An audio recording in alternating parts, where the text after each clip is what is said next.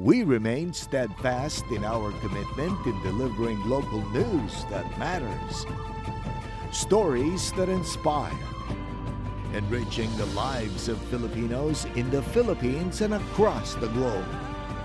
This is your GMA Regional TV.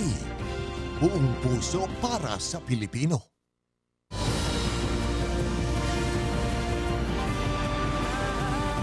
Ito ang GMA Regional TV, One Mindanao.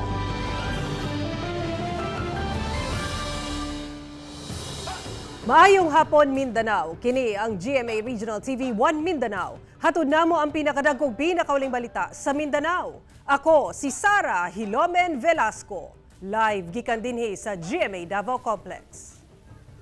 Cyril Chavez, live gikan dinhi sa GMA Cagayan de Oro Station.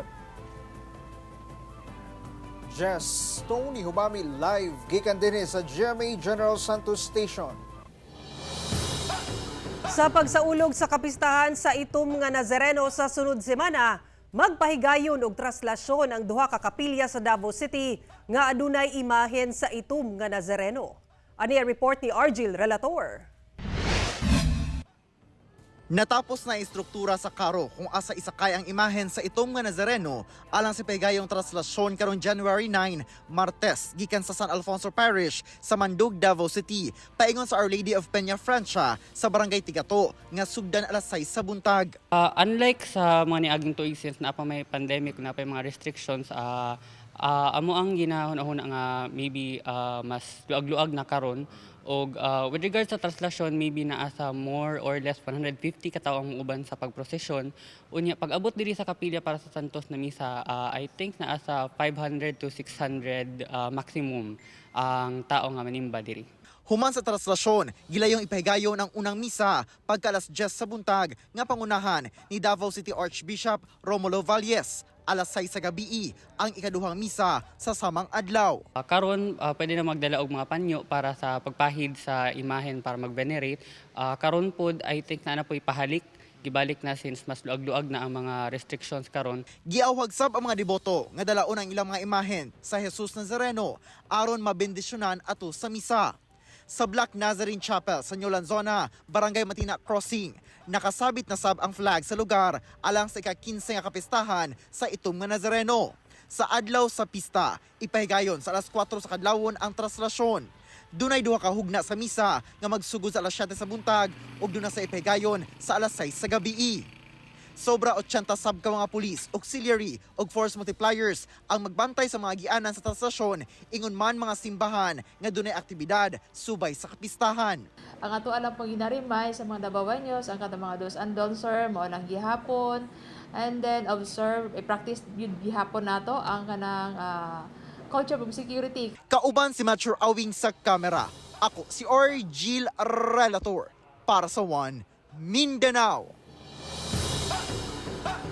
Cagayan de Oro City Roads and Traffic Administration balik operasyon sa hugot nga pagpatuman sa pagsuot og prescribed helmet sa mga motorider og angkas. Ani ang report. Human giamyendahan o gibawi sa Cagayan de Oro City Council ang City Ordinance Number 14421-2022 nga nagluag sa pagsuot og helmet sa mga motor rider sa poblasyon area. Balik operasyon na ang Roads and Traffic Administration o RTA sa Cagayan de Oro City sa hugot nga pagpatuman sa pagpasuot og prescribed helmet sa mga rider og motorsiklo. Matod sa ahensya, gawas sa rider, kinahanglan magsuot sa og helmet ang mga angkas. Usa sa nakita sir no sa nagkandak man gud ang ato ang City Council og panagpulong og statistical data no nga nakita nga daghan og mga aksidente nga involving motorcycle nga makasinati og kana it's either disgrasya nga grabe o gani kaning kamatayon gyud no may tungod aning helmet. Gipanday kaniadto sa City Council among ordinansa human ang panghitabong sa gunsong kaso sa pagpanuli sa syudad kung asa nagsuot og helmet ang mga suspitsado. Apan nakasupak among ordinansa sa National Helmet Law nga Republic Act 10054 nga magsuot gayud og helmet. Sa mensahe ni Mayor Rolando Uy sa Cagayan de Oro City, nanawagan kini sa mga nanag-iya og patigayon nga pahugtan sab ang seguridad sa ilang establishmento. Diha pa lang sa gawa sa sa mismo sa nimutangan sa security guard kung sa mga jewelry shop o sa mga bangko, kinahanglan ipatangtangdaan ang ilang helmet sa gawas dahil sulod. Sa bagong City Ordinance number 14671-2023, ug tanong gibalik ang hugot nga pagpasuot og helmet sa rider ug angkas diini alang sa mga mulapas, adunay silot nga 500 pesos matag higayon nga madakpan. Among lakang giuyunan sa pipila ka riders. Mas gwapo gid na mabalik na ang pag-helmet para safety pud ang backride. Bali, kamo magtiayon, mag-backride o nay kuan mo sa likod, safety pud. Okay raman, naibalik ang dakop sa wala aga sulod og helmet kay para sa safety man na nila. Karon, anaa pa sa information and dissemination stage ang RTA sa matag areas kung asa sila na destino. Apan karon hinapos sa Enero, posible na kuno magsugod ang pagpangdakop. Kauban si Makoy Simpron sa kamera. Ako, si Cyril Chavez para sa One Mindanao. 5 ka mga sospek nga nalabigit sa nitabong pagpangawat sa usa ka mall sa Uzami City, Misamis Occidental, gipanganlan na sa kapulisan. Mga sospek, trabahante sa usa ka peryahan duol sa mall. Ano ang report? Human nga mapasakahan og kasong robbery sa piskalya sa Uzami City, Misamis Occidental, gipanganlan na sa Uzami City Police ang mga sospek. Ang mga sospetsado giila nga sila Alfred Baterna, Francis Joe Baterna, Alberto Batulaso nga pulos mga taga Tanggob City, Brian Montialto nga taga Mulave, Zamboanga del Sur, ug Ramil Villarminete nga taga Liloy, Zamboanga del Sur. Ang mga sospek pulos matud pa mga trabahante sa usa ka peryahan nga anaa nagrenta sa bakanteng luna duol sa mall. Ang usasab sa mga buslot sa drainage nga ilang gikalot na kumpirma sa otoridad nga mulahos sa bangag nga anaa sab sa bakanteng luna kung asa ana ang peryahan. Base sab sa investigasyon sa kapulisan, migawas nga dili magkaila daan ang mga suspitsado. Rason nga dili kuno makonsidera nga mga organisadong grupo. Apan aminado ang otoridad nga dili tiaw ang ilang gihimong pagsulod sa mall. Kani nga mga personality sa gikan sa Tanggob na employed lang ni siya sa peryahan September nga time nga dito sila sa Tanggob nag-establish og peryahan, and then nadala sila diri sa Usamis. So kung mao na atong basihan, murag bag-o pa sila nagkuan aning sa uban nga mga personality. So local siya, siguro naay isa sa ilaha nga naay experience kabahin ani. Wala pa kuno nagakooperar ang mga suspitsado kung asa nila gitaguan ang mga butang nga ilang kinawat o kung kinsa ang nagpaluyo kanila. Adunay impormasyon nga migawas nga usa ka magtiayon kuno ang nagpaluyo sa mong grupo, apan ginaberipika pa kini sa kapulisan. Wala pa mi nakakuan anang information, but amo nang siyang i-develop. Kay na may mga magtiayon po dito. So posible dito na sa Tanggob gasugod, and then naabot din sa Usamis. Samtang naghatag na sabog inventory report ang usa sa mga jewelry shop nga nakawatan kung asa miabot sa 29,956,000 pesos worth sa alahas og cash nga mokabat sa 721,000 pesos ang nakawat. Sa karon ginakonsidera na sa Usamis Police nga crime solved ang insidente. Apan dili gyapon kuno sila muhunong sa pagpangita sa mga nagpaluyo sa maong grupo. Ako, si Cyril Chavez para sa One Mindanao. Mga PUJ operator o driver sa Zamboanga City may padayaw og kabalaka kalabot sa PUV modernization. Bisan pa man nakakonsolidate na sila, una pa man ang deadline ngadto December 31 nga gi-extend hangtod sa January 31 karong tuiga. Dugang detalye sa report ni Efren Bamang. Sa tala sa Land Transportation Franchising and Regulatory Board kung LTFRB Region 9, ana sa kapin 1,600 ka mga operator sa public utility jeepney sa Zamboanga Peninsula ang nakaapas sa deadline sa consolidation niatong December 31 sa milabayng tuig. Samtang ana sa 334 ka mga PUJ operator ang unconsolidated. Apan bisan pa nga nakakonsolidate na ang kasagaran sa mga PUJ operator, gikabalakan lang gihapon sa ubang operator sama sa Zamboanga City ang epekto sa PUV modernization program sa gobyerno. We welcome the modernization program.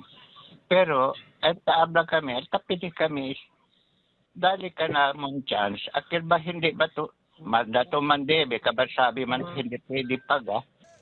Hinuon gipasabot sa LTFRB, mayroon naman tayong equity subsidy from the government banks. So, pwede naman sila mag-avail doon. apan dunay ubang PUJ driver nga dili gihapon uyon sa consolidation. Para kumigo, pwede mang kumpuni lang. Nano pwede mang kita kay nisita mang consolidate. Ang pagpatuman sa PUV modernization may tungod sa pagsunod sa Omnibus Franchising Guidelines sa Department of Transportation. Hinuon extended ang consolidation kutob January 31 karong tuiga. Actually, yung hindi pa nakapag-consolidate, papayagan sila mga kabiyahe ang mga individual na mga operator hanggang January 31, 2024. Subalit, ang LTFRB ay maglalabas ng shoe cause order alinsunod sa Public Service Act. Kauban si Sim Romero sa kamera. Ako si Efren Mamak para sa One Mindanao. Presyo sa bugas sa Davao City nagpabiling taas. Busa ubang rice traders sa syudad, mialma na. Sa Bangkeron Public Market, anaa sa 54 pesos ngadto sa 56 pesos ang per kilo sa well-milled rice.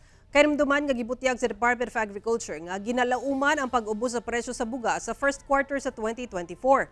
Tungod na sab sa importation sa bugas sa Pilipinas gikan sa ubang nasod, apan sumala sa grupong Sinag, posible matud pa nga mas mutaas og 2 pesos ang per kilo sa bugas sa mga musunod nga semana. Kini tungod matud pa sa nagkataas nga presyo sa bugas sa world market. Nagkaliso na usab ang ubang rice traders sa Davao City tungod sa nihit nga halin sa ilang bugas gumikan sa taas niini nga presyo. Mukunhod in the sense nga ang mamalitay mukunhod pud sila sa ilang pangonsumuhay. For those working on the government, you are there not for your own only your position, but you are there to exert all your effort.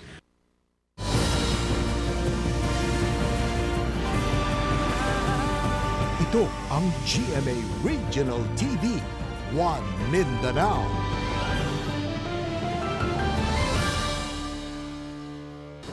₱33 nga usbaw sa daily minimum wage sa Region 10. Ipatuman na sa Regional Tripartite Wages and Productivity Board kon RTWP 10.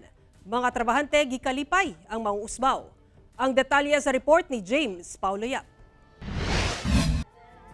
Gianunsyo sa Regional Tripartite Wages and Productivity Board 10 kon RTWPB ang usbaw sa suhulan sa mga mamumuo sa tibuok Rehiyon 10. Kinihuman na aprubahan ang wage order number 22 alang sa 33 pesos nga usbaw sa minimum wage sa Region 10. Apan base na sab sa hangyo sa sektor sa mga negosyante, tungaon ang pagpatuman sa 33 pesos nga usbaw, 23 pesos sa unang tranche og 10 pesos sa second tranche. Kaya ang ilang gitupos during the public hearing is 25 pesos. So pag deliberate na mo, dito namin nagsugod at 25. O itong inana ko ako partner sa management nga, diyan na na magsugod sa 25, ay natong zero. Ano di natin lalis, mura inana siya. So dito nag-ibalansi na mo, so nasa support until sa time nga nakapagawas yun may upuan ka ng 33. Subay sa wage order number 22, ipatuman ang unang tranche sa wage increase karong Enero 11. Gikan sa 405 pesos, mahimo ng 428 pesos ang minimum wage sa mga syudad ug munisipyo nga naubos sa Category 1. Kini ang Cagayan de Oro City, Iligan City, Malaybalay City, Valencia City, Hingoog City, El Salvador City, Osami City ug ang munisipyo sa Taguluan, Villanueva, Hasaan, Upol, Maramag, Quezon Bukidnon ug Lugait sa Misamis Oriental. Samtang ang mga lugar sa Tangub City, Oroquieta City, Lagindingan sa Misamis Oriental ug Camiguin Province anaa sa ubos sa category wage number 2. Mahimong 413 pesos na ang minimum wage gikan sa 390 pesos.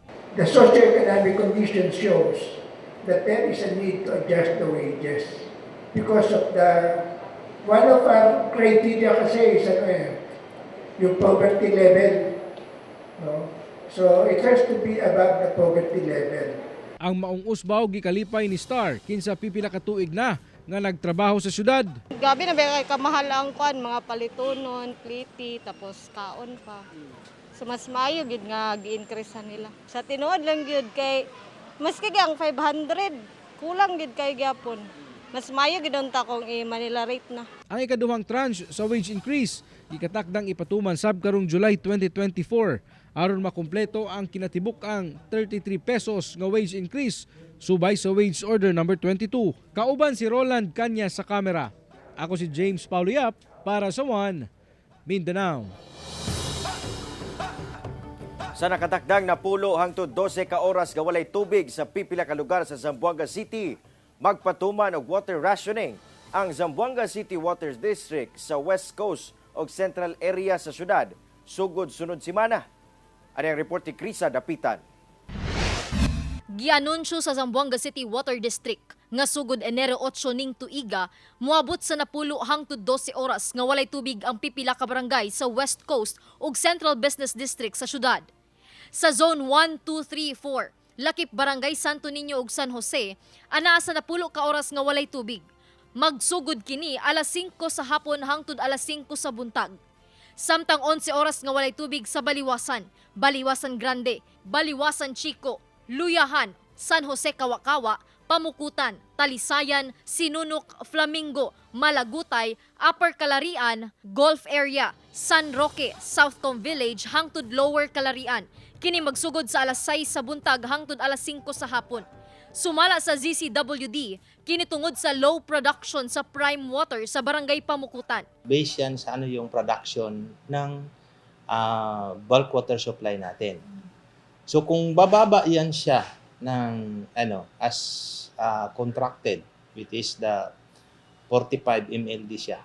Kaya kung bababa yan dyan, so yung supply natin, hindi na rin natin talagang pareho yung anong na i-enjoy ng mga customer natin. Hinuon, kung wa nagyoy aga sa tubig sa gripo, magpatuman sila og water rationing kung asa andam ang water tanker sa ahensya aron mo deliver og tubig sa mga apektadong barangay.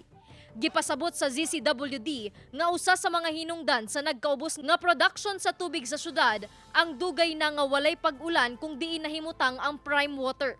Apan sa karon, adunay mga ginalantaw nga proyekto ang ahensya ilabi na karong El Nino. Yung long-term plans natin, it is embodied talaga sa Water District Trust na sana within this year or maka-put up na tayo at least 10 additional production wells for water. Ongoing yung research and development natin to look for a source. Sa karon, wala kunoy problema alang sa East Coast sa syudad tungod anaa pa sa full capacity ang water treatment plant sa Barangay Pasunangka. Giawhag sa ZCWD ang mga konsumante nga kung mamahimo magdaginot og magpundo na daan og tubig. Pero kung sakali man na mag-improve may ulan darating, hindi naman namin yan ipagkakait yung water. Yung anong available na water, i-distribute natin yan sa customer natin. Serve water, particularly pag pag mayroong water rationing. Kauban si Jerwin Fernando sa kamera. Ako si Krisa Dapitan para sa One Mindanao.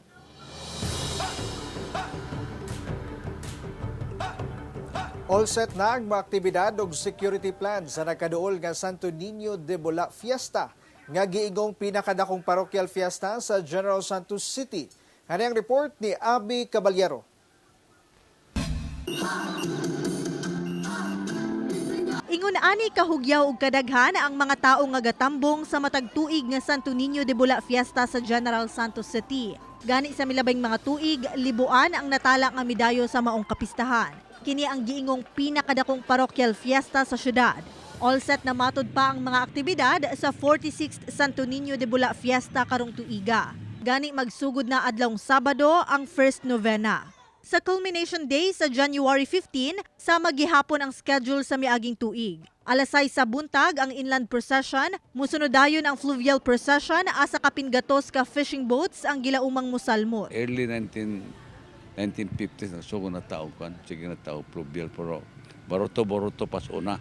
Antod na imong lansa, antod na imong barko. Amo na kita every year god kana to instant festival just to pay tribute to the old people nga nagsugod sa tuna industry. Paghuman sa fluvial procession, musunod ang pahalok sa imahe ni Santo Niño ug ang candle lighting. Dili sab mawala ang traditional sinulog dance nga maoy usa sa highlight sa fiesta ug ang Isda-Isdaan Festival competition. Samtang anaa matud pa sa 200 to 300 ka safety and security forces ang ipakatag sa maong adlaw. Maghangyo gyud ko pod sa atong mga residente o sa mga mamistahay nga unta mahapsay lang ang ilang pagbisita ang kanang mga dayo mo kooperar pod unta. Kauban si Gary Balantay sa kamera. Ako si Abby Caballero para sa One Mindanao.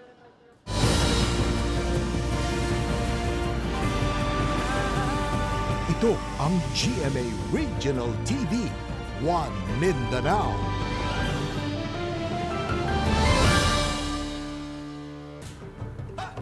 Balhog sa prisuhan ang usa ka 49 anyos nga babae.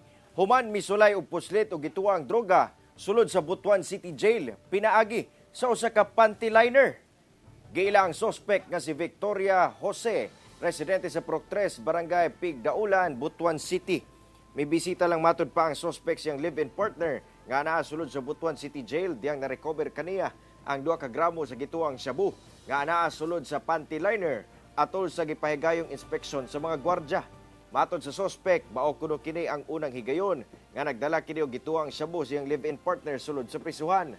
Mag-atubang og kasong paglapas sa RA 9165 kon Comprehensive Dangerous Drugs Act ang sospek. Siya'y trabaho, and then live-in partner to niya ang iyahang gibisita dito nga usa ka inmates nga aduna usab kaso nga sa droga. Ginasubay na sa Sanitation Division sa Davao City Health Office ang tinubdan sa pagdagsa sa mga langaw sa Barangay Biaujanga sa Davao City samtang isyuhan sab sa buhatan og sanitary order ang poultry farm sa lugar. Sumala sa Sanitation Division sa Davao City Health Office nga gilayong giadtuan sa ilang sanitary inspector ang 4 ka poultry farm sa Barangay Biaujanga, Davao City alang sa inspeksyon. Apan wala pa daw masumite sa sanitary inspector sa buhatan mismo sa Sanitation Division ang iyang report. Hinoon moagi matud pag proseso ang mga poultry farm sama sa pag-issue og sanitary order diin nakalatid ang mga nahimong obserbasyon sa pasilidad ug ang mga rekomendasyon nga kinahanglang sundon sa tinguha nga mawala na ang mga langaw. Ipatawag sa barangay ang mga nagdumala sa poultry farms alang sa usa ka meeting sa sunod semana aron hisgutan ang mga pamaagi nga mawala ang mga langaw ug dili na kini masubli pa nga problema. Una nang gipahayag sa mga residente nga tuod man dako og tabang sa ekonomiya ug agrikultura ang mga poultry farm sa lugar apan paninguha nga sundon matud pa ang sanitation protocols aron sab nga dili maperwisyo sa kadaghan sa langaw ang mga nakapalibot nga komunidad. Arestado ang usa ka lalaki human gitigbas ang iyang kainom ato sa unang adlaw sa bag-ong tuig. Balog sa prisuhan ng sospek nga nailang si Michael Dilieva, 30 anyos, human niini gitigbas sa naong ang iyang kainom sa Purok 4 Barangay Guadalupe, Carmen, Davao del Norte niadtong Lunes sa kadlawon. Sa investigasyon sa kapulisan, nagkalalis matud ba ang sospek o ang biktima nga gilang si Jeffrey Cutamora, 32 anyos, samtang nagainom. Nasuko matud pa ang sospek ug mikuha og lagaraw dayon gitigbas sa naong ang biktima kinsa gidala sa ospital ug ana sa stable nga kondisyon. Ana sa kustudiya sa Carmen Municipal Police ang sospek. Napasangat na po ang kaso sa suspect, then giresolve po sa fiscal frustrated murder po. Gilaumang maluag-luaga na ang trapiko sa Ramon Magsaysay Avenue sa Davao City karong hapit na mahuman ang Phase 1 sa underground cabling project sa Baong Dalan. Ano yung report ni John D. Esteban? Dunay gimuntar nga mga abiso alang sa mga motorista ang City Transport and Traffic Management Office kalabot sa parayong underground cabling project sa Ramon Magsaysay Avenue sa Davao City. Gipalikayan ang maong dalan umuagi sa laing ruta aron dili madelatar sa biyahe. Unsay namatikdan nimo? Traffic. Traffic kayo. Yes po. Mga unsang oras gyud sagad? Mga 9. Grabe kayo o grabe ka traffic as in. Nalubong na ang halos tanan wire alang sa Phase 1 sa underground cabling dinhi sa Ramon Magsaysay Avenue. Gani ana kini sa 90%. O gilauman nga karong first quarter karong tuiga kini matapos. Samtang ginahuman ang Phase 1, ginatrabaho sab ang Phase 2. Hinoon sumala sa Davao Light and Power Company, laumang maluag-luagan ang dagan sa trapiko sa maong dalan sanglit hapit na mahuman ang Phase 1. Sa Phase 2, himuon ang pagkalot o pagbutang og manhole ay haibutang ang mga kable. Ang underground cabling project gisugdan niadtong 2018 sa dalang CM Recto, dayong gisugdan sa dalang San Pedro. Ibutang sa ordinansa is naa din nila CM Recto, San Pedro Square, Ramon Magsaysay, Ponciano, Reyes or Sibanggoy Senior Street na karon ug Quirino ang last phase. Nindot na lang taon ang mong mga kalsada tungod wala nay makitang naglambod nga mga kable.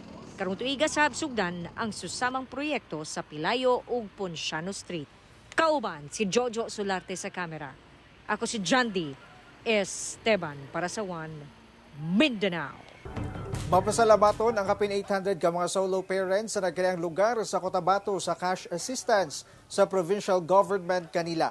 Sumala sa Provincial Social Welfare and Development Office kon PSWDO, tig 1,000 pesos nga ayuda ang nadawat sa kapin 800 ka mga solo parent. Kiniaging pagsaludo sab sa dedikasyon sa mga solo parents sa pag-amuma sa ilang pamilya. Matud pa dulan milyon pesos ang gigahin nga pondo sa probinsya alang sa maong ayuda. Samtang gyapon-apod nasab sa probinsya ang honoraria sa kapin 3,500 ka purok leader sa probinsya. Nakadaot sila og tag 2,400 pesos isip honoraria nila sa tuig 2023. Nagpasalamat ang LGU sa kontribusyon sa mga purok leader sa pagbantay sa seguridad ug pagmintenar sa kahapsay ug kalinaw sa ilang mga lugar.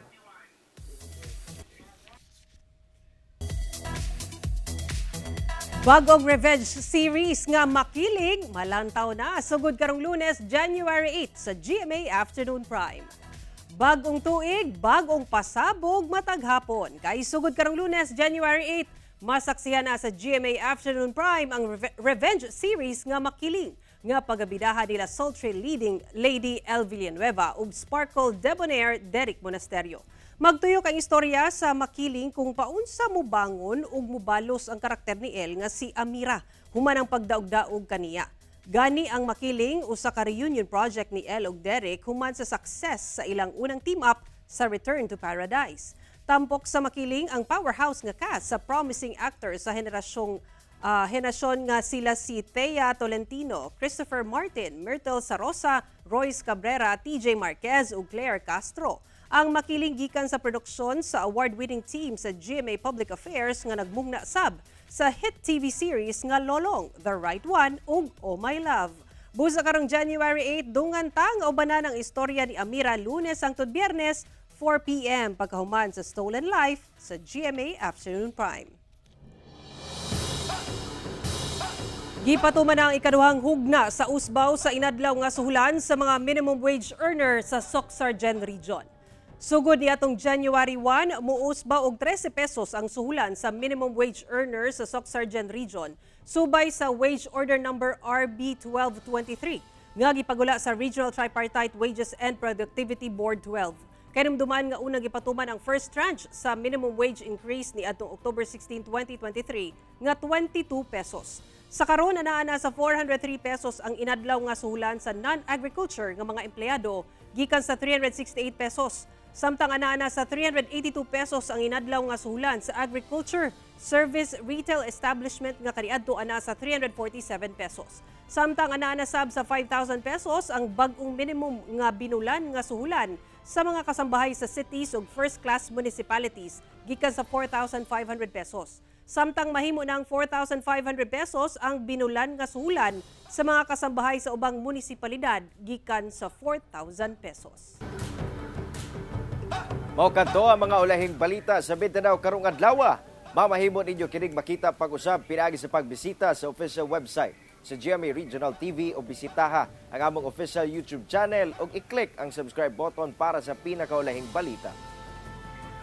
Daghang salamat sa itong mga kapuso sa Mindanao nga nagalantaw kanamo ug sa itong mga kapuso abroad para yun lang sa pagtutok sa mga lokal nga balita matag adlaw tungod sa GMA Regional TV. Local News Matters. Kami ang GMA Regional TV 1 Mindanao. Tibok pwersa para sa mas dakong misyon ug mas halapad kapag serbisyo sa nasod.